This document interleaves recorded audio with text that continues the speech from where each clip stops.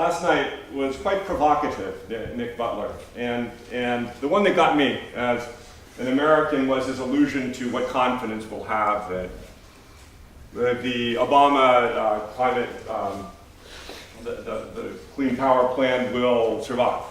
Republican, potential Republican administration or control. And it got me to thinking about what I was going to talk about today and the fact that there is somebody who volunteered to be Donald Trump's energy secretary. Does anybody know who volunteered to be Donald Trump's energy secretary? And that was Sarah Palin. Because she says she's got lots of that kind of energy stuff in her own state, and so she's well equipped. Well, it turns out that, of course, management of public lands and the leasing thereof is the Department of Interior, but never mind.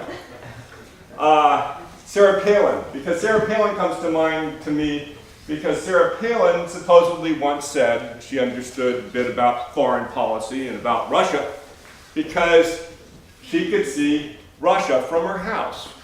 Has anybody heard her say about her saying that? True or false? False. False. Yeah, it's a Saturday Night Live. It was actually Tina Fey from Saturday Night Live. She said something vaguely similar. But what is actually true is that this we could see from our house. That my co-authors of the paper that I'll be talking about, Pete Erickson and Kevin Tempest, looking out our SCI office window, could see that for several months. Does anybody know what that is? The Polar Pioneer. This is the drilling rig that headed to the Arctic. And then you have a collection of the kayaktivists. We couldn't actually see this part of Elliott Bay in Seattle, where our office is, from there. But earlier in the year, it sat out in the middle of the bay, straight out the window from our office. So we could see this question of lock-in or stranded assets right from our window. And that wasn't Tina Fey. And so I'm going to talk a little bit about the risks of investment in new fossil fuel infrastructure. I'm going to look at it from a lock-in perspective. Now, it's somewhat of a provocative question. Stranded assets are carbon lock-in. In a sense, we're looking at the same coin from two sides. We'll talk a little bit more about that. In a sense, the question is the risk. Stranded assets more asks the question, what risk does climate policy and targets pose to new fossil fuel infrastructure investment? Whereas the carbon lock-in question asks, what risk does new fossil fuel infrastructure pose for reaching our climate targets and the effectiveness of our climate policy? And there are some important distinctions. All right, so what I'm going to talk about is in 5 parts. First, I'll give a little background, some of the work that we've been doing ahead of this paper that we produced for this event, as well as issued as a discussion brief. Talk a little bit about how do we look at the carbon dioxide emissions impact of new energy supplies, fossil fuel supplies. What is this concept of carbon lock-in? Where does it come from? And how might we, in the third and fourth part, I'll talk about what's in the paper, a methodology for assessing the strength and scale of carbon lock-in for supply-side investments. I'll then talk briefly about what we found when we applied this globally, and then I'll return to some policy implications and next steps. Oh, jumping ahead. All right, so infrastructure that increases fossil fuel supply has a carbon dioxide impact. When you open up new mines, when you bring new resources to market, it has an impact in global emissions. Now, the standard response often is that, if we don't produce it, someone else will. But from an economist standpoint, that doesn't really hold water. completely. So last year, my colleague Pete Erickson and I published a paper. We thought, what a better example than looking at the Keystone XL pipeline. The Keystone XL pipeline, the question posed by that is, would building this pipeline bring more Canadian oil sands to the market that would otherwise be stranded or locked in or kept in Canada, otherwise not reaching the market? A question that many analysts have debated. We said the question, okay, what if? And we looked at it in the context of last summer's market. Of course, the market conditions have changed, but I think as Mark Fulton has pointed out several times, it's important to remember that some of this is cyclical, some may be structural, but there's a cyclical element. These questions are not going to go away. So we looked at it simply microeconomics. As we heard some macro earlier, now this is simple microeconomics. We looked at the supply curve. We shifted the supply curve, looked at it with and we looked at it, the equilibrium if oil sands, and here's a demand curve, here is a supply curve without Keystone XL and the additional 800 million barrels per day, 800,000 barrels per day that it would allow through to market. And here it is with that, shifting the supply curve. Others in this room, I believe, have done similar exercises. We showed that for every barrel that flows through, about half a barrel could lead to additional consumption. Half of it would be replaced by other supplies, most likely light crude from the Middle East. Okay, so what does that lead to? That leads to potential added consumption of about 500,000 barrels per day, with large sensitivities around that, depending on your assumptions about elasticity. That's a lot of tons of carbon, by the way. That's about 100 million tons per year, the emissions of Belgium, for instance. So a lot can be at stake in these decisions, and it's not always just about someone can produce it if we don't. So we're also looking at this broader question in the work we're doing at FCI about supply-side policies in general, supply-side actions. And what does that mean? Now, here is a chart that just shows elasticity of demand, how responsive demand is to price, and on the y-axis, an elasticity of supply, how responsive supply is for a given fuel. Own price elasticity is for a given fuel. And there is a basic equation that can lead to if the elasticities are roughly the same, which is something that some have found, for instance, for global oil markets. Not just ourselves, but folks at Resources for the Future when they were looking at effects of ending the crude oil export ban in the US. Some great work that was done by Taryn Fain and colleagues at Statistics Norway looking at the effects of removing some Norwegian oil from the world oil market. You get a supply leakage of 50%, demand leakage of 50%. What does that mean? That also means an effectiveness. That means for every ton you remove of supply from the market, half of it will lead to reduced consumption and emissions. Similarly, if you were to take a demand step, such as cleaner cars, remove that, half of it might respond in terms of increased emissions elsewhere and consumption, as it leads to a lower price as you reduce demand. So I would argue that most climate policy operates in this space down here, with the presumption that demand is relatively inelastic and supply is very elastic. And so that if we don't produce it, someone else will. But also conversely, if we reduce demand in our own country, that's reduced demand. No world market response. Now, economists have talked a lot about leakage that is entered into the equation. Point being that if you are in one of these slices here, your demand reduction is going to be less leakage prone, i.e. more effective in those circumstances. Or supply reduction might actually be as effective in some circumstances. All this relates to markets, and so this is a bit of a preview of a paper that we're going to issue next. Sorry, that's cheating, I know. Where we're going to look at supply-side climate policy, the road less taken. Point being that supply activities have systemic effects on markets. And it's not just a question of we don't produce it, someone else will. What I want to talk about a little bit more today is this point of lock-in. That fossil fuel investment today makes it harder to reach low carbon targets in the future. Again, the converse being stranded assets where future low carbon targets make fossil fuel investment harder to undertake. So there's a long history of looking at these types of questions.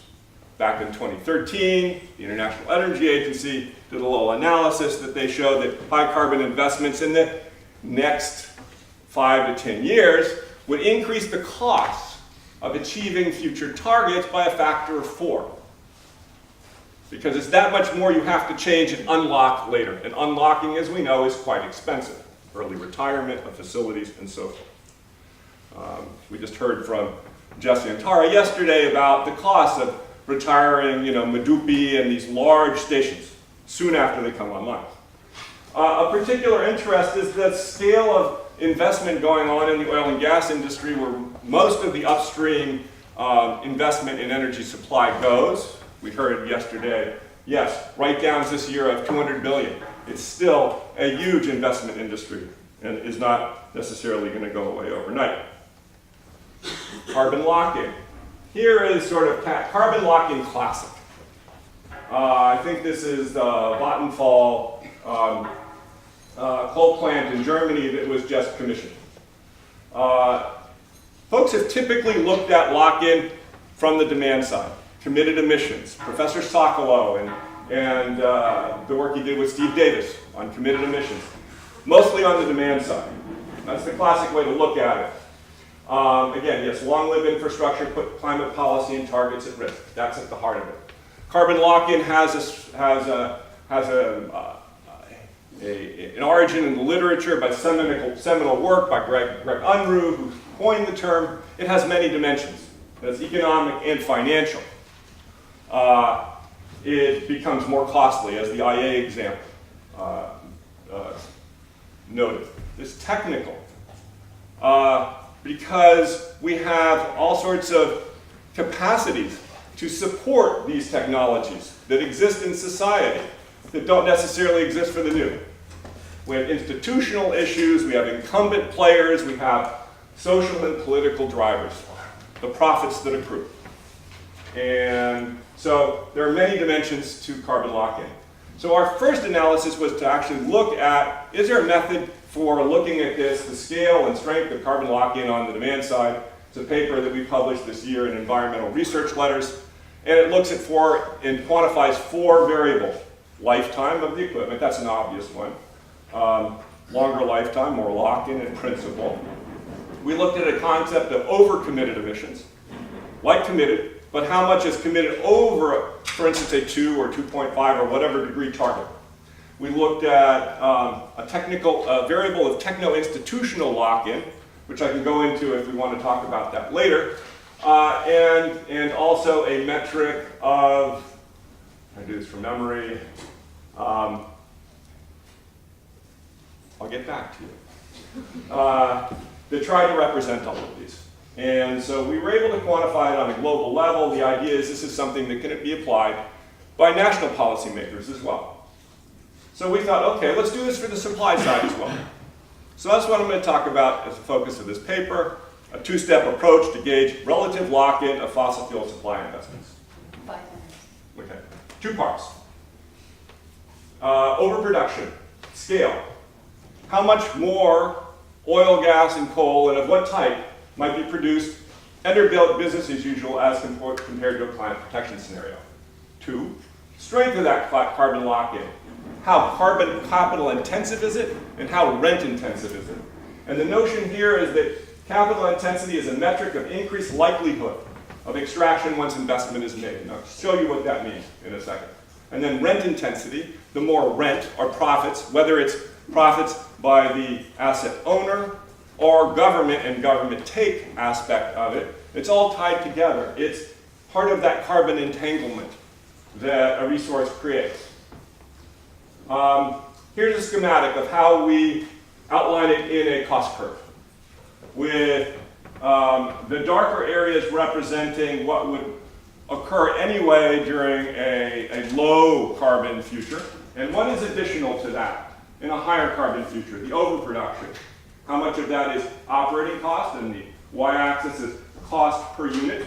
How much of that is capital intensity, and how much of that is rent.